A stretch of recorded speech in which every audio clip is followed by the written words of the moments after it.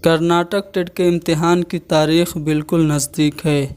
इसी बात को मद्देनज़र रखते हुए आज हम लोग कर्नाटक टेट में उर्दू में सन 2015 में जो सवालात पूछे गए थे उनको डिस्कस करेंगे, ताकि आप लोगों को ये अंदाज़ा हो जाए कि कर्नाटक टेट में उर्दू के किस लेवल के क्वेश्चंस आते हैं। तो चलिए शुरू करते हैं। पैटर्न आपको पता होगा। पैटर्न में सबसे पहले कुछ सवाल जो होते हैं वो आपके पैसेज पे मबनी होते हैं। हमें क्या करना होता है, पैसेज पढ़ना होता है और पैसेज पे मबनी सवालों के जवाब को देना होता है। पैसेज आप देख रहे होंगे काफ़ी बड़ा है और इम्तिहान में वक्त की किल्लत बहुत रहती है। तो क्या हम पूरे पैसेज को पढ़ के टाइम बर्बाद करें या फिर इसका कोई और तरीका अपनाया जाए? तो मैं आज आपको पैसेज को हल करने का एक बहुत ही बेहतरीन तरीका बताता हूँ। क्या है पैसेज, बड़े पैसेज को हल करने का तरीका? आप पहले पैसेज को मत पढ़िए, पहले आप सवालात को देखिए और सभी सवालों से कुछ एक कीवर्ड को उठा लीजिए और उसको ज़हन नशीन कर लीजिए। उसके बाद पैसेज पढ़िए। जब आप सवालों से कीवर्ड्स को ज़हन नशीन कर लेने के बाद पैसेज पढ़ेंगे तो पैसेज पढ़ते ही आपको सवालों का जवाब मिलता चला जाएगा और जो आपको जितने भी सवाल पूछे उसका जवाब मिल जाएगा। तो बकिया जो पैसेज है, जो फजूल है, वो पढ़ने की ज़रूरत भी नहीं पड़ी। तो चलिए पहले हम सवालों को देखते हैं। पहला सवाल कि किताब के एवज़ मुफक्किर किस चीज़ को ठुकरा देना चाहता है। अब देखिए मुफक्किर किसी चीज़ को ठुकराने की बात कर रहा है, तो यहाँ पे ठुकराना जो है ये इस वर्ड को एज ए की वर्ड आप रिमेंबर कर लीजिए। चलिए आगे बढ़ते हैं। दूसरा सवाल, किताब पर्दा पोशी नहीं करती है। किताब किस चीज़ की पर्दा पोशी नहीं करती है? तो यहाँ पे पर्दा पोशी जो लफ्ज़ है इसको ज़हन नशीन कर लीजिए। उसके बाद है किताब को गरज नहीं है। किस चीज़ की किताब को गरज नहीं है? पैसेज में हमें मिलेगा, तो गरज हमको बस ढूंढना है, पूरा पैसेज नहीं पढ़ना है, ठीक है? तो गरज आपको देख लेना है। उसके बाद जलीस का मुतरादिफ लफ्ज़, जलीस का मुतरादिफ लफ्ज़ मैं यहीं पे आपको बता देता हूँ। जलीस के मानी होता है साथी, दोस्त।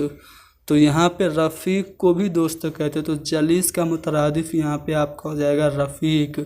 अब अगला सवाल की किताब हमेशा हमारा साथ देती है जब वह मुंह फेर लेता है। तो यहाँ पे मुंह फेरना ये लफ्ज़ आपको एज ए कीवर्ड याद करना है। उसके बाद सवाल है गमो यास के अंधेरे में मुनव्वर शमा की तरह। मुनव्वर शमा को आप एज ए कीवर्ड याद कर लीजिए, पैसेज में आपको मदद मिलेगी। उसके बाद है खलवत का गैर मुतरादिफ लफ्ज़। तो यहाँ पे खलवत का जो गैर मुतरादिफ यानी कि अपोजिट जो होगा, एंटोनिम्स जो होगा, मुतज़ाद जो होगा, वो जलवत हो जाएगा। तो दो सवाल तो हमने बिना पैसेज को पढ़े ही हल कर लिया, ठीक है? उसके बाद पैसेज का टॉपिक क्या होगा, इक़्तिबास का मुनासिब उन्वान क्या होगा, ये भी आपसे पूछा जा रहा है। तो जब आप 5-6 सवाल हल कर लेंगे तो आपको ऑटोमेटिक उन्वान निकल के आ जाएगा। चलिए अब हमने सवालात पढ़ लिए और सवालों के कीवर्ड हमने याद कर लिए। अब हम पैसेज को पढ़ते हैं। एक बार मैं फिर से कीवर्ड आपको दिखा देता हूँ। पहले सवाल का कीवर्ड था ठुकरा देना, दूसरे का था पर्दापोशी, तीसरे का था गरज नहीं और फिर पाँचवें का था मुंह फेरना, छठे का था मुनव्वर शमा और उसके बाद आपको इसका उन्वान बताना था। चलिए अब पैसेज पे आते हैं और देखते हैं कि कितना जल्दी हमें इन सवालों के जवाब मिल जाते हैं। चलिए मैं पैसेज पढ़ रहा हूँ। किसी मुफक्किर का कौल है कि अगर तमाम दुनिया की हुकूमतों के ताज मेरे कदमों में डाल दिए जाएं और उसके बदले में मुझसे मेरी किताबें छीन ली जाएं तो मैं वह ताज बिला पेशोपस ठुकरा दूंगा। ठुकराना मैंने आपको याद कराया था। तो अब यहाँ पे मुफक्किर क्या चीज़ ठुकराने की बात कर रहा है? तो ताज को ठुकराने की बात कर रहा है। अब आइए सवाल पे।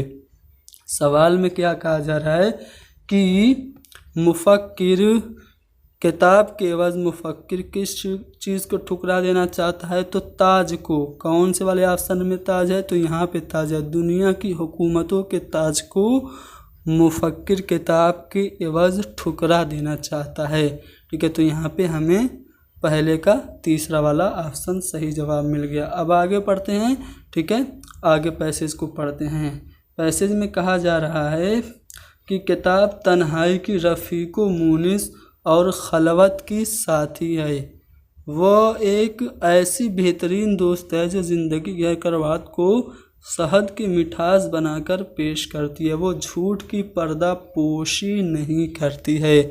मैंने आपको याद कराया था पर्दा पोशी, सवाल आया था ना, पर्दा पोशी से रिलेटेड ये रहा। किताब पर्दा पोशी नहीं करती है, तो यहाँ पे आपको जवाब मिल गया कि झूठ की पर्दा पोशी नहीं करती है। तो यहाँ पे चौथा वाला ऑप्शन झूठ है, आपको यहाँ से जवाब मिल गया। अब हमको गरज ढूंढना है, ठीक है। तो हम पैसेज नॉर्मली पढ़ते हैं, यहाँ पे मैं आपको एक्सप्लेन करने के लिए पढ़ रहा हूँ, लेकिन आप इसको समझ लेंगे तो एग्ज़ाम में इससे जल्दी आप हल कर लेंगे, ठीक है। एक्सप्लेन करने में मुझे वक्त लग रहा है, आपको हल करने में वक्त नहीं लगेगा। अब हमें क्या ढूंढना है? हमें ढूंढना है गरज। तो जहाँ से हमने समाप्त किया था पढ़ना, बंद किया था, वहीं से आगे पढ़ते हैं, ठीक है। चलिए, वह झूठ की पर्दापोशी नहीं करती है और सच को बिला कम्मो कास्त बयान करती है। किताबों के मुताले से ज़िंदगी का सलीका सीखता है। इंसान का मुसलसल मुतालिया इंसान की तंग नज़री और तअस्सुब को मिटा देता है और दिलों में फराग दिली और मोहब्बत के अजीम जज्बात को फ़रोग़ देता है। किताब वो बेहतरीन साथी है जो बुरे वक्त में नज़रें नहीं चुराती है, ख़ुद गर्जी नहीं करती है। अब देखिए, ख़ुद गर्जी आया, लेकिन हमको गरज ढूंढना है। आगे बढ़ी, अभी मिलेगा। उसे भरी जेब और खाली जेब से गरज नहीं है। आ गया ना गरज। तो अब आपसे सवाल क्या पूछा था? किताब को गरज नहीं है, किससे? तो बताया जा रहा है कि खाली भरी जेब और खाली जेब से। तो ऑप्शन में आपको चौथा वाला ऑप्शन भरी जेब और खाली जेब मिल रहा है, यही आपका जवाब हो गया। इसका जवाब तो मैंने बता दिया था, जलीस का हो जाएगा, रफ़ीक यानी कि दोस्त। किताब हमेशा हमारा साथ देती है जब वो मुंह फेर लेता है। मुंह फेरना हमको ढूंढना है।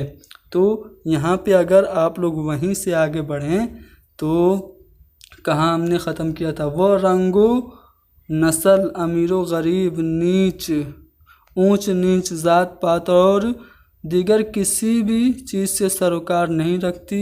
यह हर वक्त हर हाल में हमारे साथ रहती है। घने जंगलों में सरसब्ज बागात, पहाड़ की ऊंचाइयों, मैदानों की वुसअतों और सहराओं में हमारा साथ निभाती है। देखिए, यहाँ पे आपको मुंह फेरना भी दिखेगा। यहाँ पे बुरे वक्त में जब कि हमारा साया भी हमसे मुंह फेर लेता है। तो अब सवाल में है कि क्या सवाल में है कि किताब हमेशा हमारा साथ देती है जब मुंह फेर लेता है। कौन? हमारा साया। जब हमारा साया भी हमारा मुंह फेर लेता है तो किताब हमारा साथ देती है, एज ए फ्रेंड हमारे साथ रहती है, ठीक है। अब गमो यास आपको ढूंढना है, ठीक है। अगला जो सवाल है उसका कीवर्ड जो है मुनव्वर शमाए। चलो मुनव्वर शमाए ढूंढ लो। चलिए, वहीं से आगे बढ़ें या फिर सीधे मुनव्वर शमा को ढूंढें? यहाँ पे देखिए मुनव्वर शमा की तरह है। अब इसको हमें जिस सेंटेंस में मुनव्वर शमा आ गया उस सेंटेंस को पूरा पढ़ना है। बेकसों की हमदर्द, नाकामियों नाउमीदियों की उम्मीद, गमो यास की अंधेरे में मुनव्वर शमा की तरह है। सवाल आपसे पूछा गया है कि गमो यास के अंधेरे में मुनव्वर शमा की तरह है। कौन? तो किताब की बात हो रही है ना, तो ये कहा गया है। तो ये किसके लिए कहा गया है? किताब के लिए कहा गया है। तो किताब ही गमो यास के अंधेरे में मुनव्वर शमा की तरह है। अब देखिए, खलवत का मैंने गैर मुतरादिफ यानी कि अपोजिट जलवत बता दिया गया था। अब देखिए इक्तबास क्या होगा। इतना मैंने पैसेज आपको एक्सप्लेन किया, 5 सवालों का जवाब मैंने पैसेज से निकाला। तो अब आपको समझ में आया होगा ना, किताब की बात हो रही है, लेकिन आपको किताब तो तीनों ऑप्शन में दिख रहा है। लेकिन किताब को किस तरह से यहाँ पे ट्रीट किया जा रहा है कि वो कभी साथ नहीं छोड़ती, मुंह नहीं मोड़ती। तो ऐसे फ्रेंड बताया जा रहा है बुक को। तो दिए गए इक्तबास का मुनासिब उन्वान होगा किताब मेरी रफ़ीक़े ज़िंदगी, यानी कि किताब बुक जो है वो मेरी लाइफ की फ्रेंड है, ठीक है। तो किताब मेरी रफ़ीक़े ज़िंदगी, ये इसका मुनासिब उन्वान होना चाहिए। तो मैंने एक्सप्लेन करने में ज़्यादा वक्त लिया है, आप इसको प्रैक्टिस कर लेंगे ना, मुश्किल से आप लोग 2 से 3 मिनट में हल कर लेंगे। ठीक है, एक्सप्लेन करने में वक्त लगा, इसको हल करने में वक्त नहीं लग गया। आपको याद नहीं करना पड़ेगा, पेपर आपके सामने रहेगा, जल्दी जल्दी आप जो कीवर्ड है उसको टिक कर लेंगे क्वेश्चन पेपर में और फिर झट से आपका आंसर आ जाएगा। लेकिन एक्सप्लेन करने में वक्त लग गया। चलिए एक और पैसेज है, अब हम इसको एक्सप्लेन ज़्यादा नहीं करेंगे, सीधे सीधे हम आएंगे क्वेश्चन पे। दुनिया का सबसे मकबूल तरीन खेल कौन सा है? तो पैसेज में अगर आप पैसेज की बात करें तो पैसेज में अगर आप लोग ध्यान दें तो आपको सीधे सीधे मिलेगा कि फुटबॉल, ये कोई नहीं जानता कि फुटबॉल कब कहाँ और कैसे वजूद में है, लेकिन सभी जानते हैं कि आज ये दुनिया का मकबूल तरीन खेल है। यानी कि फुटबॉल के बारे में बात हो रही है कि फुटबॉल दुनिया का मकबूल तरीन खेल है। उसके बाद कहा जा रहा है कि 19वीं सदी के वसत में फुटबॉल के उसूलों की बुनियाद इन्होंने डाली। अब किन्होंने डाली? तो 19वीं सदी आपको देखना है कहाँ पे है पैसेज में। ठीक है, तो यहाँ पे अगर ध्यान दें तो आपको 19वीं सदी यहाँ पे दिख जाएगा। तो 19वीं सदी के वसत में कैम्ब्रिज यूनिवर्सिटी ने इसके उसूलों की बुनियाद डाली। तो अब यहाँ पे आपका जो कैम्ब्रिज यूनिवर्सिटी है, यहाँ पे पहला वाला ऑप्शन सही हो गया। फुटबॉल का पहला मुकाबला इस मैदान में 2000 तमाशाइयों के सामने हुआ था। तो 2000 तमाशाई या फिर जगह का नाम ढूंढिए। तो अगर आप पैसेज में देखेंगे तो यहाँ पे आपको पहला मुकाबला और 2000 तमाशाई दिख रहा है और मैदान का नाम है उवल। ठीक है, तो उवल के मैदान पे पहला मुकाबला हुआ था। तो यहाँ पे फुटबॉल का पहला मुकाबला 2000 तमाशाइयों के सामने ओवल के मैदान में हुआ था। उसके बाद है कि इस मुल्क के शायकीन अपने जारहाना और गलत रवैये की बिना पर पूरी दुनिया में बदनाम हो चुके थे। तो अब किसी देशी का नाम होगा, किसी मुल्क का ही नाम होगा, तो हमें क्या करना है, सीधे पैसेज में मुल्क का नाम ढूंढना है और उसके आगे पीछे पढ़ना है। अब यहाँ पे आप देख सकते हैं, बरतानिया के शायकीन अपने जारहाना और गलत रवैये की बिना पर पूरी दुनिया में बदनाम हो चुके हैं। तो यहाँ पे आपको बरतानिया जो यूएस है, ब्रिटेन, वो आपका सही जवाब हो जाएगा। उसके बाद यूरोपियन पार्लियामेंट ने इस हालिया बयान में यूरोप में होने वाले मुकाबलों के दरमियान ज़ैल पर मुकम्मल पाबंदी लगाने की तजवीज़ की है। अब यूरोपियन पार्लियामेंट को ढूंढ लेते हैं और उससे रिलेटेड जो आगे पीछे का पैसेज है उसको पढ़ लेते हैं। तो यूरोपियन पार्लियामेंट यहाँ पे आपको मिल गया। तो यूरोपियन पार्लियामेंट ने एक हालिया बयान में पूरे यूरोप में होने वाले मुकाबलों के दरमियान शराब पर, तो यहाँ पे आपका जो शराब है इस पर मुकम्मल पाबंदी लगाने की तजवीज़ यूरोपियन पार्लियामेंट ने दी है। उसके बाद फुटबॉल एसोसिएशन इस सन में वजूद में आया। ये तो एकदम आराम से मिल जाएगा, सन आपको ढूंढना है। पैसेज में सन कहाँ है भाई, दिख रहा है पैसेज में कहीं सन? आप ऊपर जाएंगे तो शुरुआत में ही आपको 1863 दिख गया। तो बाद 1863 में गरीमंज ने उसूलों की एक फहरिस्त तैयार की जिसकी बिना पर फुटबॉल एसोसिएशन वजूद में आई। तो फुटबॉल एसोसिएशन 1863 में वजूद में आई। क्रिकेट एक पुरसुकून खेल है जो तमाशाइयों के ज़ैल का इम्तिहान लेता है। अब क्रिकेट आपको ढूंढना है कहाँ पे है। तो पैसेज में आपको यहाँ पे क्रिकेट दिख रहा होगा। तो क्रिकेट एक पुरसुकून खेल है। वनडे मैचों के अलावा 5-5 दिन के टेस्ट मैच जारी रहते हैं जो कि एक तरह से तमाशाइयों के सब्र तहम्मुल का इम्तिहान लेते हैं। तो आप पैसेज में अगर आप पैसेज से आपको जवाब मिल गया होगा कि क्रिकेट एक पुरसुकून खेल है जो तमाशाइयों के सब्र तहम्मुल का इम्तिहान लेता है। तो यहाँ पे दूसरा वाला ऑप्शन सही है। 15 सवाल पैसेज से रिलेटेड हमने हल कर लिए। अब अगले 15 सवालों को चलिए डिस्कस करते हैं। अगला सवाल कि मखलूत हरूफ का ग्रुह कौन है। मखलूत हरूफ क्या होते हैं, सबसे पहले हम ये जान लेते हैं। तो उर्दू में हल्की आवाज़ों को गाढ़ी करने के लिए, जाहिर करने के लिए 15 हरूफ बनाए गए हैं जो कि मखलूत हरूफ कहलाते हैं। जैसे ब और ह मिलके बन गया भ, काफ और हे मिलके बन गया ख, इसको क्या कहते हैं? इन सभी हरूफ को मखलूत हरूफ कहते हैं, जिनकी तादाद 15 है। ये आपको दिख रहे होंगे।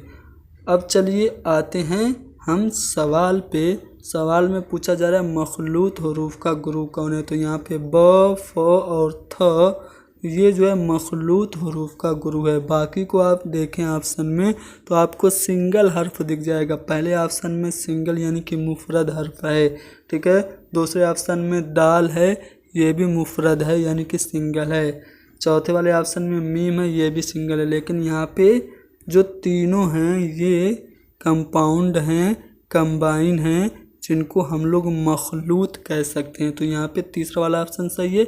लफ्ज़ समर की जमा आपको बताना है। समर मतलब होता है फल और इसकी जमा हो जाएगा समरात।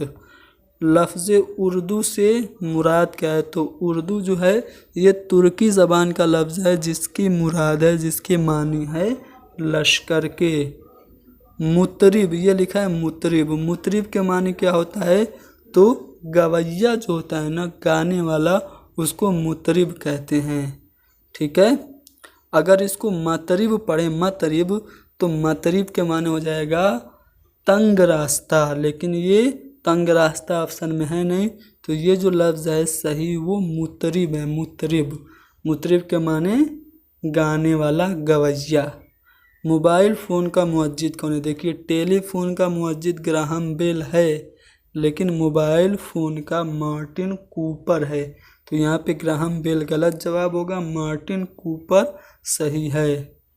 कवायद के लिहाज से जुमला दुरुस्त कौन सा है? सलमा दूध पी, नहीं, गलत है। सलमा ने दूध को पिया, सलमा ने दूध पिया या सलमा ने दूध को पी, तो सलमा ने दूध पिया ये सही जुमला है कवायद के लिहाज से। सीखने के मुसल्लस में यानी कि लर्निंग ट्रायंगल में तदरीसी मराहिल के, टीचिंग के जो स्टेप हैं, टीचिंग स्टेप के बाद जो आने वाला स्टेप है वो कौन सा है? तो टीचिंग के बाद जो आता है वो क्या आता है? एक्सरसाइज का स्टेप आता है। लर्निंग ट्रायंगल में क्या होता है? टीचिंग के बाद क्या आता है? एक्सरसाइज का मरहला आता है। तो सीखने के मुसल्लस में तदरीसी मरहले के बाद आने वाला मरहला मश्की मरहला है। थर्ड वाला ऑप्शन सही है। मश्की मरहले का अहम मकसद क्या है? तो जब हम बच्चों को तदरीस दे लेते हैं तो बच्चों की एक्सरसाइज क्यों कराते हैं? ताकि जो कुछ हमने पढ़ाया है उसको वो समझ सके, उसको दोबारा दोहरा सकें। तो मश्की मरहले का अहम मकसद है सीखी हुई बातों को दोबारा मश्क करना। चलिए आगे बढ़ते हैं। इंशा का मतलब क्या है? इमला लिखना है, खुश खत लिखना है, इबारत लिखना है या फिर नकल नवेशी। तो इंशा का मतलब है इबारत लिखना। अगला सवाल की बहसो मुबाहसा तरीक़ेकार से हासिल होने वाला अहम फ़ायदा। जब आप डिस्कशन करते हैं तो इससे क्या बेनिफिट मिलता है? क्या ग्रुप में दरख्वास्त करना आ जाता है, यानी कि ग्रुप में आपको कोई भी बात की रिक्वेस्ट करना आ जाता है, या फिर दूसरे बात करते वक्त खामोशी से सुनना। कोई और बात कर रहा है, आप खामोशी से सुन पा रहे हैं बहसो मुबाहसा करने से, या फिर एक दूसरे के ख़यालात से वाक़फ़ियत। जब आप डिस्कशन करते हैं तो एक दूसरे के जो आइडियाज़ हैं वो एक्सचेंज होते हैं और आप एक दूसरे के आइडियाज़ को अंडरस्टैंड करते हैं। तो यही बेनिफिट है डिस्कशन का, बहसो मुबाहसा का। तो बहसो मुबाहसा तरीक़ेकार से हासिल होने वाला अहम फ़ायदा ये है कि एक दूसरे के ख़यालात से वाक़फ़ियत हासिल होती है। तीसरा वाला ऑप्शन सही है। मुस्लिम अलीगढ़ यूनिवर्सिटी की बुनियाद किसने डाली? अब देखिए जो अलीगढ़ मुस्लिम यूनिवर्सिटी है, पहले इसका नाम मोहम्मडन एंग्लो ओरिएंटल कॉलेज था, जिसकी बुनियाद 1875 में पड़ी थी। कब? 1875 में, ठीक है। बाद में इसका नाम अलीगढ़ मुस्लिम यूनिवर्सिटी पड़ गया। कब? 1920 में, ठीक है। अब आपसे सवाल पूछा गया किसने इसकी बुनियाद डाली? तो बहुत आसान सा सवाल है। सर सैयद अहमद ख़ान ने अलीगढ़ मुस्लिम यूनिवर्सिटी की बुनियाद रखी थी। खार के मानी के हैं? तो खार के मानी हैं कांटा के, ठीक है। ख़ार के मानी कांटा के होते हैं। मंदरजा झेल में खेलो सीखो का उसूल नहीं है। नली कली का जो प्रिंसिपल है कौन नहीं है? तो नली कली के जो प्रिंसिपल्स हैं मैं आपको दिखा देता हूँ पांचों। यहाँ पे आप देख सकते हैं। जॉयफुल लर्निंग है, ओन फेज लर्निंग है, सेल्फ लर्निंग है, सेल्फ इवेल्युएशन है, मल्टीग्रेड टीचिंग है। तो अगर आप ऑप्शन पे आएँ तो आपको दिख रहा है खुद से सीखना यानी सेल्फ लर्निंग है, ठीक है। सेल्फ फ्रेज लर्निंग खुद रफ्तार से सीखना है। इत्मीनान और खुशी से सीखना यानी कि जॉयफुल सीखना ये भी है। लेकिन मजमूई तदरीस होलिस्टिक टीचिंग ये नली कली का प्रिंसिपल नहीं है। खेलो सीखो का ये होलिस्टिक टीचिंग ये प्रिंसिपल और उसूल नहीं है। तो हमारा डी वाला ऑप्शन सही जवाब हो जाएगा। आ रहा है समझ में? चलिए आगे बढ़ें, अगले सवाल पे चलते हैं। क्वेश्चन नंबर 59 के बाद क्वेश्चन नंबर 60 कि मंदरजा झेल में से कौन तरतीब सही है, निशानदही कीजिए। ठीक है। तो सबसे पहले आप क्या करते हैं? प्रिपरेशन करते हैं जब आप टीचिंग करने जाते हैं। उसके बाद का जो स्टेप होता है वो बच्चों को सीखने का मरहला होता है। जब आप बच्चों को टीचिंग करा लेते हैं, सिखा लेते हैं, तो फिर आप एक्सरसाइज करवाते हैं और एक्सरसाइज करवाने के बाद आखिर में आप बच्चों का इवेल्युएशन करते हैं। तो यहाँ पे कौन सा तरतीब सही होगा? तो तैयारी का मरहला, सीखने का मरहला, मश्की मरहला, फिर कद्र पैमाई का मरहला। पहला वाला जो ऑप्शन है उसकी तरतीब बिल्कुल सही है। फिल जुमला तालीमी मेयार का फ़ैसला क्या होता है? बच्चों के इम्तिहानी मुजाहरे से होता है, मदरसे में मजमूई सीख के तजर्बों से, मदरसे आने वाले तलबा की तादाद से, या फिर असातिज़ा और तलबा के बाहमी राब्ते से। तो स्टूडेंट एंड टीचर के जो इंटरेक्शन होते हैं आपस में उससे फिल जुमला तालीमी मेयार का फ़ैसला होता है। तो चौथा वाला ऑप्शन सही है। तो दोस्तों हमने सन 2015 में पूछे गए लैंग्वेज 2 के सवालों को आज यहाँ पे हल किया। वीडियो कैसी लगी कमेंट करके बताइए। अगर आप लोगों का अच्छा रिस्पांस रहा वीडियो को आप लोगों ने अगर ज़्यादा से ज़्यादा शेयर किया, ज़्यादातर अपने दोस्तों तक पहुँचा दिया, तो हम लैंग्वेज 1 के सवालों को भी डिस्कस कराएंगे और कर्नाटक टेट की मुकम्मल तैयारी भी आपको कराएंगे। शर्त यह है कि आप वीडियो को ज़्यादा से ज़्यादा शेयर करें, कमेंट करके अपना रिस्पांस दें और अपने दोस्तों तक ज़रूर इसको पहुंचा दें। हमारे इस चैनल हैदरी स्टडी पॉइंट को सब्सक्राइब करें। Thank you very much.